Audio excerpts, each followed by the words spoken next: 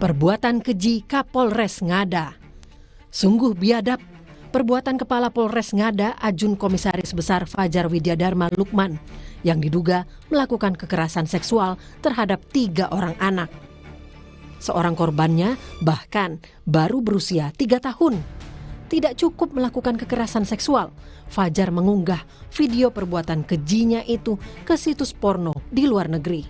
Kejahatan Fajar terkuak setelah otoritas Australia menyelidiki video pelecehan seksual yang beredar di situs porno negara tersebut pada pertengahan 2024. Dari hasil penyelidikan, terkuak lokasi tempat konten pornografi anak tersebut diunggah, yakni Kota Kupang, Nusa Tenggara Timur.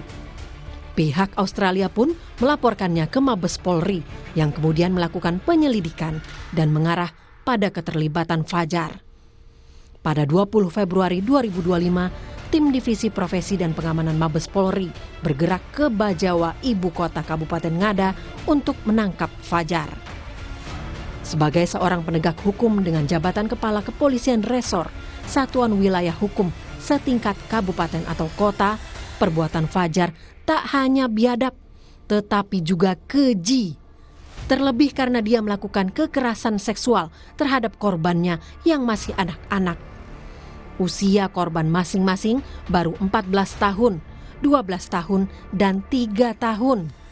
Ditimbang dari segi manapun, seorang penegak hukum dengan jabatan struktural yang cukup tinggi melakukan kekerasan seksual terhadap anak-anak jelas merupakan kejahatan luar biasa yang layak dihukum sangat berat. Sebagai polisi, Fajar yang seharusnya melindungi dan mengayomi warga malah menjadi predator seksual. Dengan baju dan pangkat yang dia kenakan, Fajar ternyata menjadi monster bagi warga yang seharusnya dia lindungi. Bagi kepolisian, perbuatan jahat Fajar tidak hanya aib, tetapi juga skandal besar.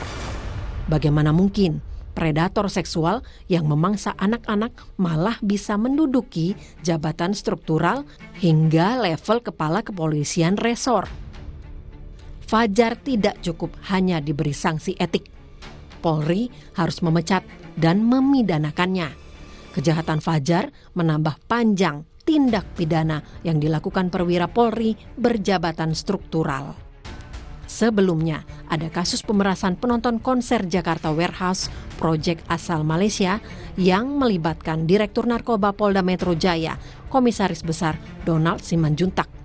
Kemudian, ada kasus pemerasan tersangka pembunuhan yang dilakukan Kasat Reskrim Polres Jakarta Selatan, Ajun Komisaris Besar Bintoro. Belum lagi, jika kita menambahkan dalam daftar ini kasus pidana yang dilakukan bekas Kepala Divisi Hubungan Internasional Polri, Napoleon Bonaparte, bekas Kepala Divisi Propam Polri, Verdi Sambo, dan bekas Kapolda Sumatera Barat, Teddy Minahasa. Polri harus benar-benar berintrospeksi.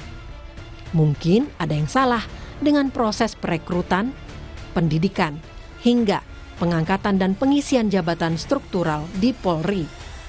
Tidak cukup Kapolri sendiri yang membenahi Polri. Presiden Prabowo Subianto harus turun tangan langsung memimpin reformasi dan pembenahan besar-besaran di institusi Polri.